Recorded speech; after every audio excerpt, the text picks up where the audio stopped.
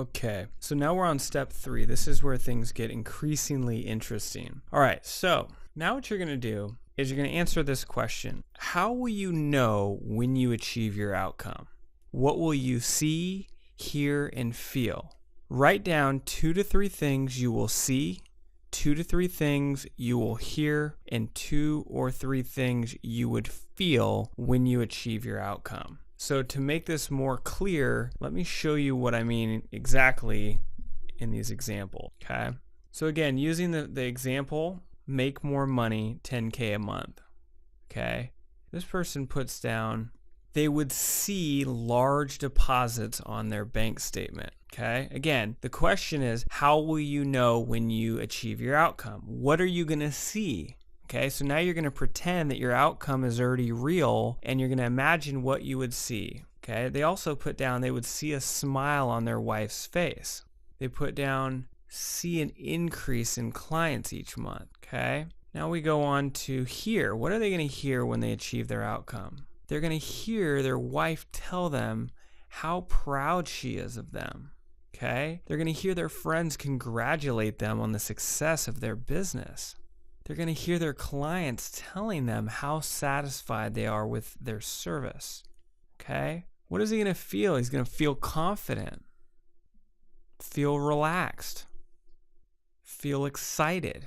So again, that's how you go through this process, is you want to go ahead and write down the first things that come to mind in relation to your goal. Think long and hard about it. Okay, go ahead and pause the video and then come back when you're done. Let me also, I'm going to assume that you've either done the exercise or you're in the process of it. Let me go through some more examples. Okay, the other example that we've been going through here is the person put down, be more confident, give a speech in front of a group of people. So what is he going to see? He says he's going to see opportunities in the world.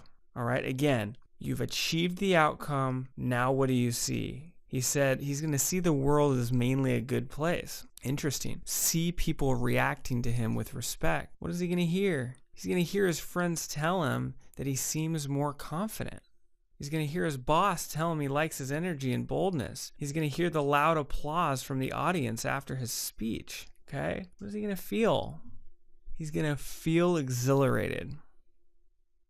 He's going to feel excited. He's going to feel unstoppable.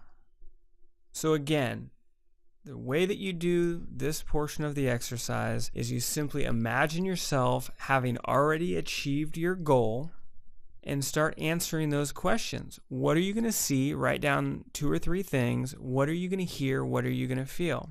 Now, are you starting to see what's happening here? Okay, we're peeling back the onion a bit to give you additional clarity on what you truly want in life.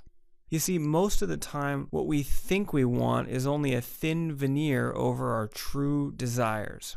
Most of us never take the time to examine what is really important to us. And so we spend our lives on autopilot, literally chasing things that will never satisfy us. Olympic athletes have often reported feeling completely deflated following winning the gold medal. Sure, they were ecstatic momentarily, but after that wears off, they have a deep sense of emptiness and find themselves asking, is this all there is? They had been so immersed in their goal that they never took the time to think about life beyond the gold medal. And sadly, some people have even committed suicide after achieving deeply desired goals. Ultimately, they didn't find what they thought they would once they achieve their goal. Then they project into the future and they think, well, what's the point? Socrates was quoted as saying, the unexamined life is not worth living for a human being. And I tend to agree with that completely. One of the times I went through these steps, my outcome was to earn a full-time income from selling my own books and coaching services so I could quit my job. When I got to this step, one of the things I could see was I could see myself having the ability to play basketball at a gym in the middle of the day. Now, it may not seem, very exciting to you, but in my imagination, when I looked up at the clock and I felt so excited that it was 2 p.m. on a Wednesday and I was able to do what I wanted. I felt completely free and motivated toward my outcome like I never had before.